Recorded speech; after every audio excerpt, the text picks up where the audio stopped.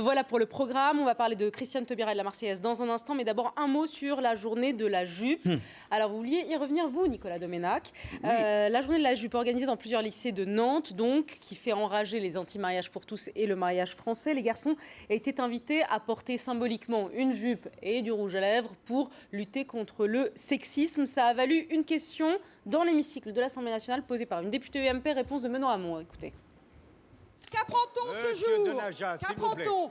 Que l'Académie de Nantes invite les lycéens de la région à porter une jupe vendredi prochain. Il n'y a pas de demande faite aux élèves et aux lycéens de cette académie de venir en jupe le vendredi.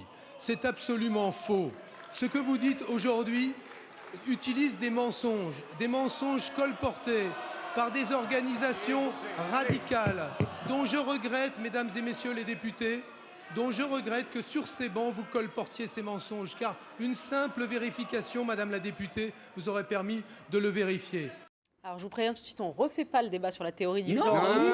C'est très simple. Non, c'est très simple. C'est l'hystérisation totale d'une partie de la droite zémourienne, notamment le Figaro, alors qui emploie des mots. Mais comment, Éric, tu peux lire ça sans que tu exploses? Je veux dire, décervelage égalitariste, dictature intellectuelle d'une certaine gauche, manipulation mentale. Mais quand vous irez dans des pays où ça se pratique vraiment, quel mot vous emploieriez? Alors, je termine. Tu emploieras peut-être ces mots, mais réfléchis-y. Peut-être que tu évoluera là-dessus. Je veux dire, en l'occurrence, tu devrais applaudir et même venir en toge, comme ça, par solidarité, voire en jupe sur un pantalon. Parce que le début de la manifestation de ces lycéens était motivé par le thème de la féminité qui était combattu. C'est-à-dire que la jupe est un vêtement de résistance. Ah mais non, c'est là-dessus qu'ils y sont. Et c'est là-dessus, et c'est ça que vous ne voulez pas voir. C'est très intéressant. C'est par solidarité avec les filles qui sont traitées de salopes ou d'allumeuses quand elles portent des jupes. Et voilà. Et alors vous vous êtes mis à délirer sur le thème, ils veulent abolir les genres. Mais c'est un mensonge. C'est magnifique. C'est un mensonge de plus. Pardonnez-moi, Nicolas, c'est une opération de promotion de la jupe, c'est ce que vous dites? C'est une opération d'égalité sur les sexes. C'est-à-dire que les femmes puissent être femmes si elles veulent être femmes, et que les hommes puissent être hommes s'ils veulent. Et je ne comprends pas qu'ils ne soutiennent pas. C'est intéressant. Mais par solidarité. Ah oui, bien sûr. Exactement, alors pour dire que. Très vite. Rapide. Alors c'est magnifique. D'abord, moi je trouve qu'ils auraient dû aller plus loin. Parce que la jupe, c'est encore un vêtement occidental. Et c'est une discrimination scandaleuse à l'égard de nos camarades qui viennent du sud de la Méditerranée ou qui viennent d'Extrême-Orient. Moi je propose que tous les enfants viennent en pagne. Parce que ça, au moins, là, il y aura une vraie solidarité avec les gens discriminés. Bon. J'ai pas compris. C'est pas grave. Il fait de l'ironie. Il fait de l'ironie. Voilà, ça s'appelle de l'ironie. Ma fille, elle a 10 ans, elle comprend ça, mais bon, c'est pas grave. Mais oui, c'est l'âge, c'est terrible. Comme je pensais que tu allais partir sur le décervelage. Mais non, justement, je sais surprendre, moi. J'étais pas prêt à l'ironie. Deuxièmement, alors là, c'est magnifique. Parce que, comme il y a une part de vrai dans ce que dit Nicolas, c'est-à-dire qu'effectivement, il y a... Non. Tu fais exactement comme Benoît Hamon. Tu mens, mais pas en allemand.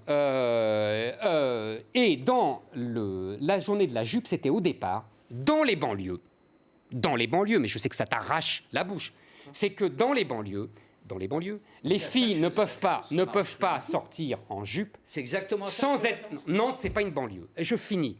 Dans les banlieues... Il y a des banlieues à Nantes? Oui. Allez, terminez, parce que on ne va pas y passer la nuit. Oui, mais comme parce que c'est toi qui as parlé de ça. La journée de la jupe, c'est effectivement parce que dans les banlieues, les filles issues de l'immigration, souvent, ne peuvent pas se balader en jupe sans être traitées de salopes par les garçons issus de l'immigration. Mais pas seulement. Non, si seulement. Mais pas seulement dans les banlieues. Regarde en face les choses, Nicolas. Mais je te regarde. Bon. Deuxièmement, mais là, ça n'a rien à voir. Là, c'est au nom de l'égalité. D'ailleurs, la photo, tu l'as vu la photo? Il y a une jambe de fille, une jambe de garçon. C'est les garçons qui sont appelés à venir en jupe pour montrer qu'il y a des... Non, c'est tout le monde. Oh là. Bon, vas-y, finis. Donc, c'est exactement l'expression de, je crois, Karl Marx, mais que les téléspectateurs me corrigent, qui disait la preuve que le borscht, c'était un plat d'Europe de l'Est, existe, c'est qu'il se mange. La preuve que la théorie du genre existe et qu'elle est enseignée et qu'elle est appliquée dans l'éducation nationale, c'est qu'on fait cette journée de la jupe.